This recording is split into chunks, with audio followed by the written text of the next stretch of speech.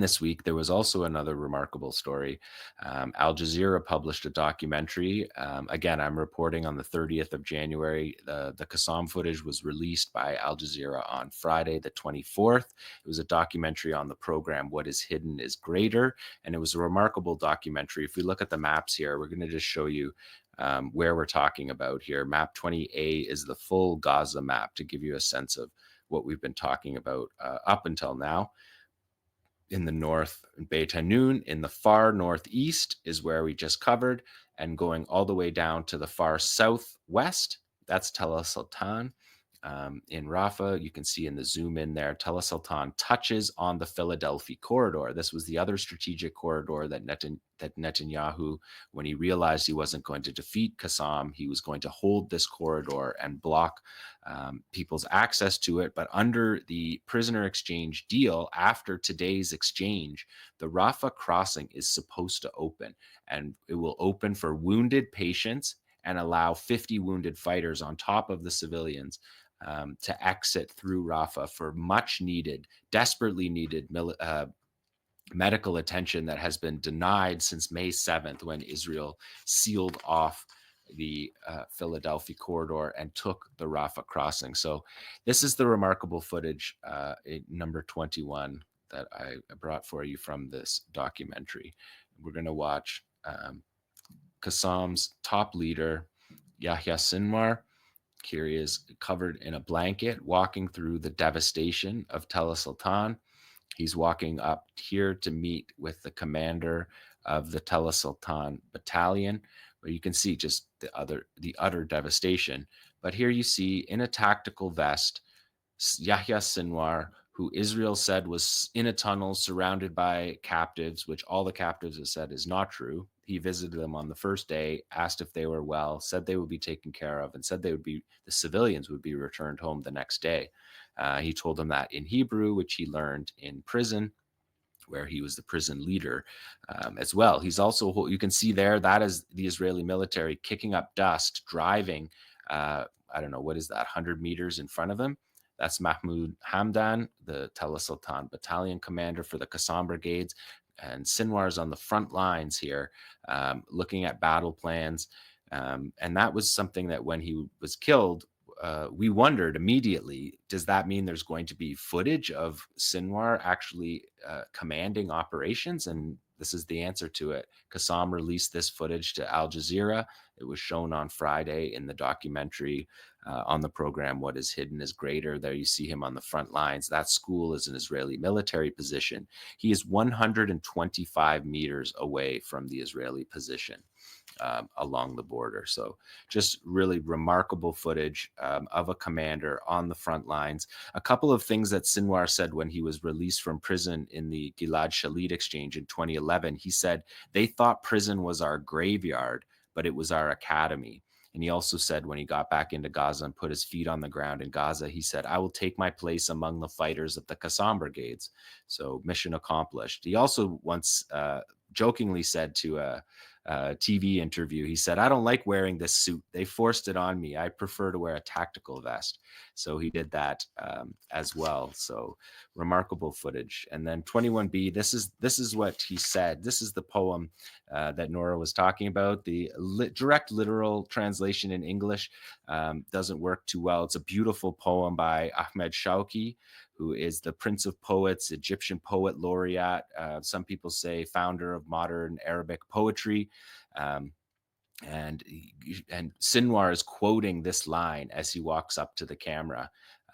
And I've done a tafsir, not a direct translation, not a literal translation, but in essence, what he's saying in this quote is, in front of true victory stands a closed door, pushed a little more open by every hand bloodied in the struggle for freedom.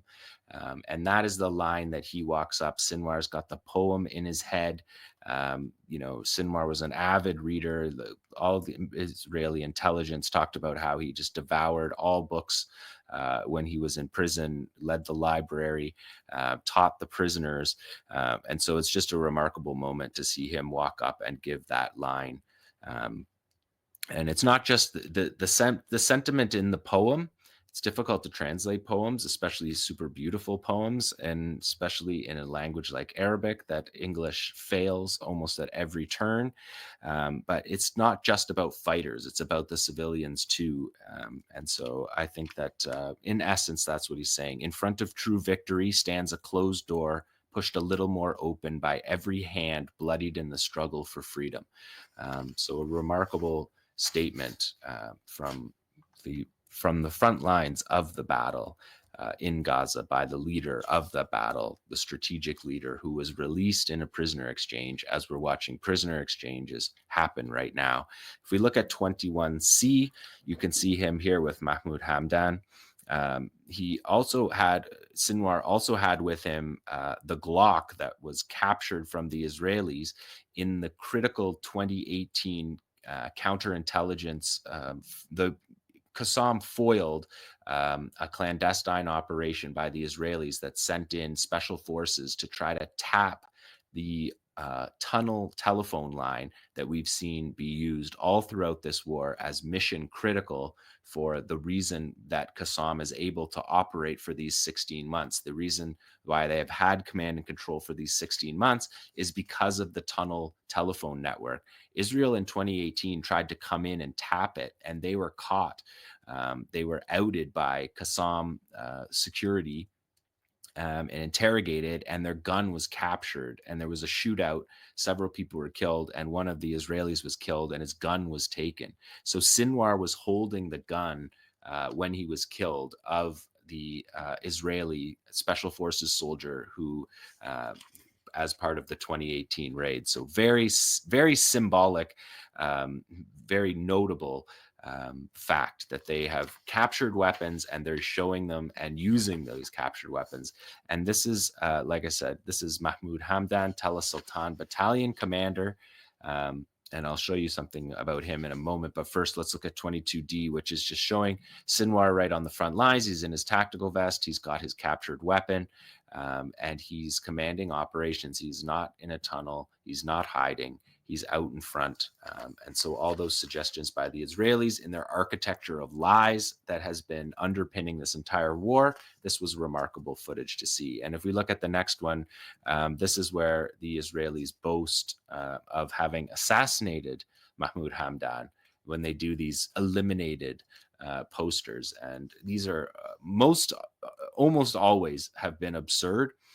These posters, we saw the one I showed you last week on the show for Abu Hamza Hassan Fayyad in Beit Hanun, the Beit Hanun battalion commander who was not killed.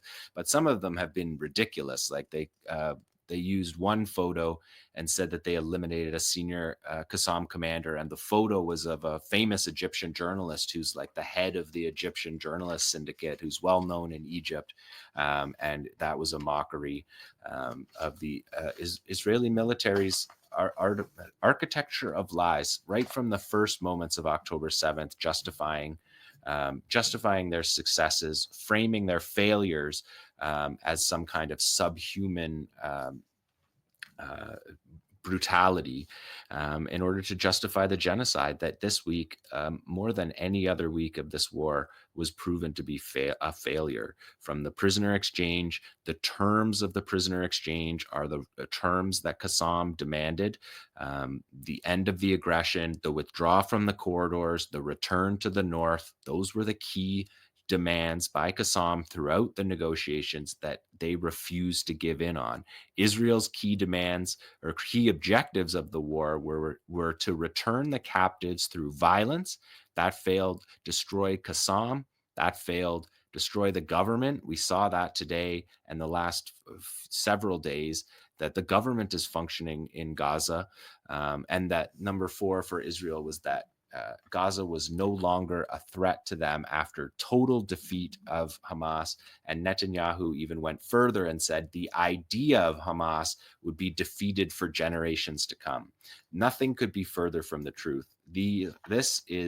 We saw this week Palestinians in victory returning home to the north where they will rebuild, and the failure of every single military objective of the Israelis. So that is the resistance report for this week, a monumental week after an incredible 480 2 days that we've been watching this battle.